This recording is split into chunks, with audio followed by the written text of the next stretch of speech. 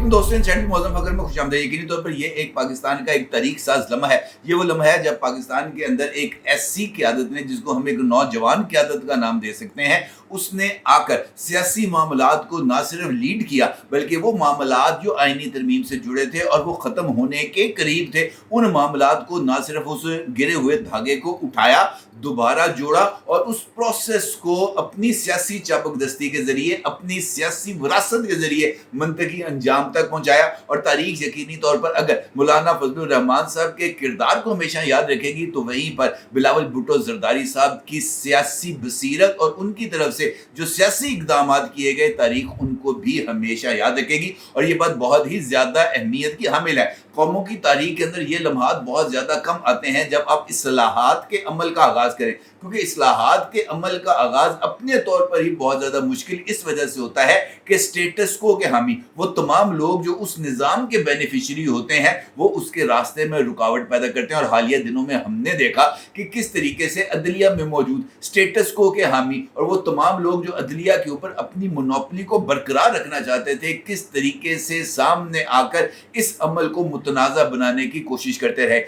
आज खुद वफाकी वज़ीर कानून जनाब आज़म नज़ीर तारड़ साहब ने ईवान के अंदर ऑन रिकॉर्ड पार्लियामेंट के अंदर अपने खिताब के मौके पर और उस मौके पर जब वो 26वीं आईनी तरमीम को मुतारफ कर रहे थे, इस बात का बाज़ाब्ता तौर पर इतराफ़ किया कि उनके साथ 3 मरतबा होने वाली ऑफिशियल मीटिंग्स में चीफ जस्टिस काजी फ़ायज़ ईसा ने इस बात का उनसे इजहार किया कि वो किसी तरीके की एक्सटेंशन का जो है वो इरादा नहीं रखते और ना ही वो अपनी मुद्दत मुलाजमत के बाद किसी तरह की होने वाली कॉन्स्टिट्यूशनल रिक्वायरमेंट के नतीजे में पैदा होने वाली किसी भी गुंजाइश से फ़ायदा उठाने के ख़्वाह हैं। आज़म नज़ीर तारड़ साहब ने इस बात का भी एतराफ़ किया कि खुद जस्टिस काजी फ़ायज़ ईसा ने आज़म नज़ीर तारड़ से इस बात का जिक्र किया था कि जनाब अगर आप आईनी तरमीम करना चाहते हैं तो बराए करम मेरी रिटायरमेंट के बाद कीजिएगा, मुझे इस अमल में मुतनाज़ा ना बनाइएगा। तो इसका मतलब ये है कि जस्टिस काजी फ़ायज़ ईसा साहब को अपने इदारे के माहौल का बखूबी अंदाज़ा था और इस बात का उनको अंदाज़ा था कि ये मामला अब सैचुरेशन पॉइंट तक आ गया है और ये ना हो कि मेरी वजह से ये जो सारे का सारा निज़ाम है, अदालती निज़ाम, ये तलपट होकर रह जाए। और उनका ये खदशा बिल्कुल दुरुस्त साबित हुआ है इस वजह से कि अदालती निज़ाम के ने जो जिस तरीके से जस्टिस काजी फ़ायज़ ईसा साहब जैसे आइंदा जज को जिच किए रखा है, उसका ही ये नतीजा था कि अदालती इस्लाहात की बुनियाद रखी गई और उसके नतीजे में जजेस के लाहौरी ग्रुप की जिस तरह कमर तोड़ी गई है, जजेस के लाहौरी ग्रुप की जिस तरह चीखें निकलवाई गई हैं, जजेस के लाहौरी ग्रुप के परवरदा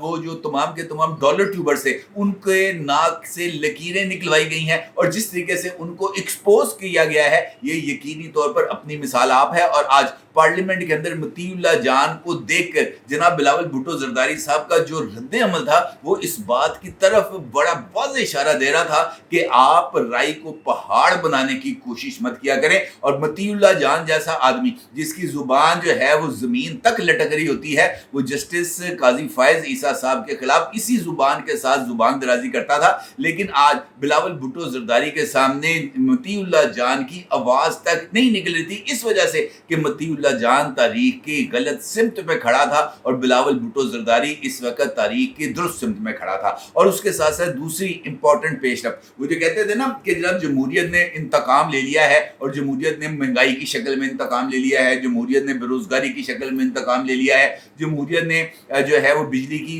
ऊंची कीमतों की वजह से जो है वो इंतकाम ले लिया है, जमहूरियत ने धांधली के जरिए इंतकाम ले लिया है। आज उनको पता चलना चाहिए कि जमहूरियत इस तरह इंतकाम लेती है, जमहूरियत इस तरीके से इंतकाम लेती है कि ज़िबा भी कर देती है, टोटे भी कर देती है, तो जनाब चीख नहीं निकलने देती। इंपॉर्टेंट पेशरफ ये है कि जहां पर पार्लियामेंट ने अपनी सुप्रीमेसी का इजहार किया है, वहां पर जिस तरीके से मैंने गुज़िश्ता व्लॉग में आपके सामने इस बात का इजहार किया था कि game is not yet over, जो लोग ये समझते हैं कि 26वीं आईनी तरमीम के साथ ये जो खेल है ये ख़त्म हो जाएगा, ऐसा बिल्कुल नहीं है। और आज पार्लियामेंट के अंदर तमाम लोग तो अभी आईनी तरमीम और इस चक्कर के अंदर मौजूद है ना,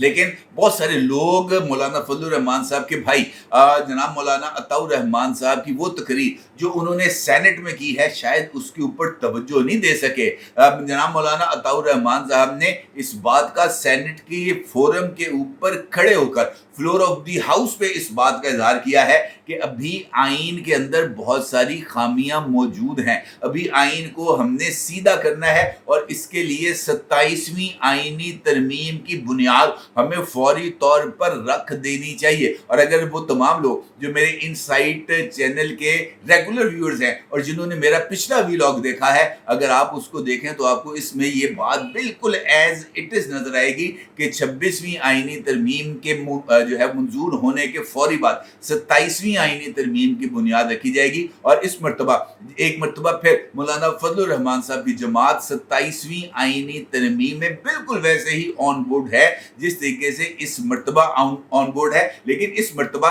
طریقہ کار ذرا تھوڑا سا تبدیل ہوگا۔ اور وہ طریقہ کار کیا ہوگا اس کا ذکر بھی سینٹ میں جناب ایمل ولی خان کی تقریر میں سامنے آیا، جہاں پر ایمل ولی خان نے اس بات کا نقطہ اٹھایا اور بڑا ہی باریک نقطہ اٹھایا۔ اس کا مطلب یہ ہے کہ یہ جو سیاسی خانوادے ہیں نا، ان کے ڈی این اے کے اندر سیاست رسبت جاتی ہے، ان کو اس بات کا اندازہ ہو جاتا ہے کہ ہم نے کس موقع پر کون سا راگ چھیڑنا ہے اور کس طریقے سے کس بندے کی وہ جو نازک حصہ ہے نا، زخمی وہ اللہ حصہ، اس کی کون سی رگ دبانی ہے تاکہ اس کو تکلیف کا اندازہ ہو۔ اسی طریقے سے آج حکومت کی نازک جو ہے نا رگ، اس کی انہوں نے جو ہے وہ اس کے اوپر ہاتھ بھی رکھا اور ہاتھ رکھ کر مسئلہ بھی، اور انہوں نے اس پروسیس کے اوپر ایک ایسا سوال اٹھایا جس کا جواب جناب اعظم نذیر تارڑ صاحب کے پاس بھی نہیں تھا۔ ایمل ولی خان نے ایک جانب پاکستان طریقے انصاف کے اوپر بھرپور طریقے سے تنقید بھی کی، انہوں نے 27ویں آئینی ترمیم کے حوالے سے جناب عطاء الرحمان صاحب کے مطالبے کی توثیق بھی کی، البتہ انہوں نے حکومت سے اس بات کا مطالبہ بھی کیا کہ پائن خصوصی کمیٹی سے آپ نے 26 ترامیم کی ہم سے منظوری لی تھی، اس وقت آپ 22 ترامیم پیش کر رہے ہیں، باقی 4 کدھر ہیں؟ اور یہ ایک ایسا نقطہ تھا کہ وہ باقی 4 ترامیم کدھر ہیں اس کا جواب کسی کے پاس نہیں تھا۔ وہ کیا وجوہات تھی کہ خصوصی کمیٹی نے جس مسودے کو منظور کیا تھا، فیڈرل کیبنٹ نے اس مسودے میں سے 4 ترامیم کو وڈرا کیا اور اس کو وڈرا کرنے کے لیے واپس خصوصی کمیٹی سے رجوع نہیں کیا۔ باریک نقطہ اس بھی نوجوان نے اٹھایا اور بہت ہی اچھا نقطہ اٹھایا۔ البتہ ایمل ولی خان نے 27ویں آئینی ترمیم میں 26ویں آئینی ترمیم منظور ہو گئی، 27ویں آئینی ترمیم کے لیے مولانا فضل الرحمان صاحب کے بھائی جناب عطاء الرحمان صاحب نے اس بات کا اندیا دیا کہ 27ویں آئینی ترمیم کی بنیاد ہمیں آج سے ہی رکھنی چاہیے اور اس میں آئین میں موجود کجیوں کا خاتمہ کرنا چاہیے۔ اور ایمل ولی خان نے اس موقع پر سب سے بڑا مطالبہ یہ کیا کہ 27ویں آئینی ترمیم جو کہ مجوزہ ہے، جس کا اظہار عطاء الرحمان صاحب نے کیا اور اس کا تمام اظہار جو ہیں پاکستان تحریک انصاف کے دوست بھی کر رہے ہیں کہ جب ہمارے ساتھ بھی ہونے والی جو زیادتیاں ہیں ان کا ازالہ ہونا چاہیے، تو ان کا یہ کہنا تھا کہ 27ویں آئینی ترمیم میں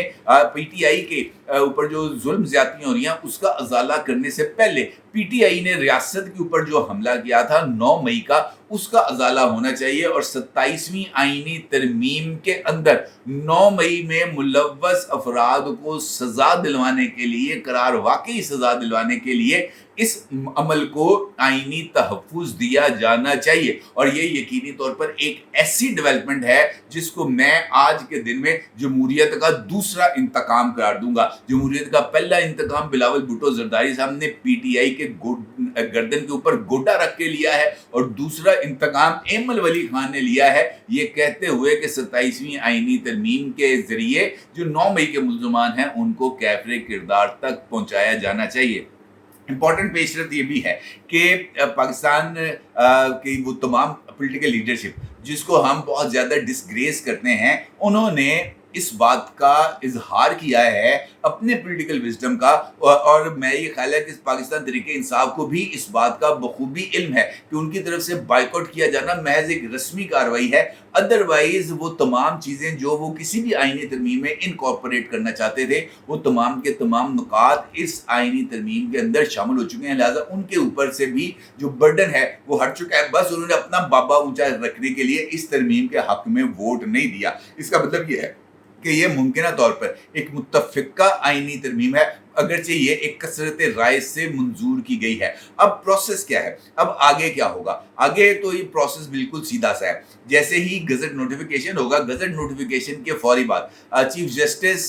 सुप्रीम कोर्ट, जिसके बारे में जनाब बिलावल भुट्टो जरदारी साहब ने आज पार्लियामेंट बिल्डिंग के अंदर मतीउल्लाह जान समेत दीगर तमाम जर्नलिस्टों के साथ गुफ्तगू करते हुए इस बात का इजहार किया है कि मैंने पहले भी इस बात का जिक्र किया था कि उनकी नज़र के अंदर जस्टिस मंसूर अली शाह साहब को चीफ जस्टिस ऑफ पाकिस्तान होना चाहिए। और अब भी अब बिलावल भुट्टो जरदारी ने मीडिया के साथ गुफ्तगू करते हुए कहा कि अब भी मेरी ये ख्वाहिश है कि जनाब मंसूर अली शाह साहब चीफ जस्टिस हों और मंसूर अली शाह साहब ही चीफ जस्टिस होंगे। तो इसका मतलब ये है कि चीफ जस्टिस के लिए भी हुक्मरान इत्तेहाद ने जो जो गुफ्तगू की है जिस जगह पर, उसके ऊपर वो पैरा देने के लिए तैयार हैं। अब उसके बाद ये कमेटी बनेगी और कमेटी 3 नामों पर गौर करेगी और मुमकिन तौर पर 2/3 अक्सरियत के साथ चीफ जस्टिस की अपॉइंटमेंट होगी। और चीफ जस्टिस की अपॉइंटमेंट के बाद अगले मरहले का आगाज़ हो जाएगा, उसकी हलफबरदारी होगी वगैरह वगैरह जो भी प्रोसीजर है। और इसी दौरान कॉन्स्टिट्यूशनल बेंचेस की जो तैयारी है वो भी मुकम्मल होगी और कॉन्स्टिट्यूशनल बेंचेस तश्कील दिए जाएंगे और ये प्रोसेस कंप्लीट हो जाएगा। उसके बाद 27वीं आईनी तरमीम के लिए जनाब जो हॉकी है वो खेलना शुरू होगी। और मुझे ऐसे लगता है कि इस मर्तबा ये वाला काम जो है वो भी शायद हॉट टास्क मास्टर जनाब आसिफ अली जरदारी साहब बिलावल भुट्टो जरदारी के साथ ही कराएंगे, क्योंकि बिलावल भुट्टो जरदारी साहब ने इस सारे प्रोसेस के अंदर जिस तरीके से अपने आप को एक ज़ीरक सियासतदान के तौर पर मुतारफ़ कराया है, अपने सियासी कद को बुलंद किया है, मौलाना फजलुर रहमान साहब की तरह उन्होंने भी अपने सियासी कद में इजाफा किया है। जबकि बिलावल भुट्टो जरदारी ने तो मौजूदा लॉट के अंदर अपने आप को दी बेस्ट पॉलिटिशियन करार दिया है। और यही भुट्टोस का विरसा है, यही बेनज़ीर भुट्टो का विरसा था जिसको बिलावल भुट्टो जरदारी साहब बहुत ही खूबसूरती से लेकर आगे चले हैं। सलाम बेनज़ीर। अपनी राय का जरूर इज़हार कीजिएगा। आपको बहुत शुक्रिया।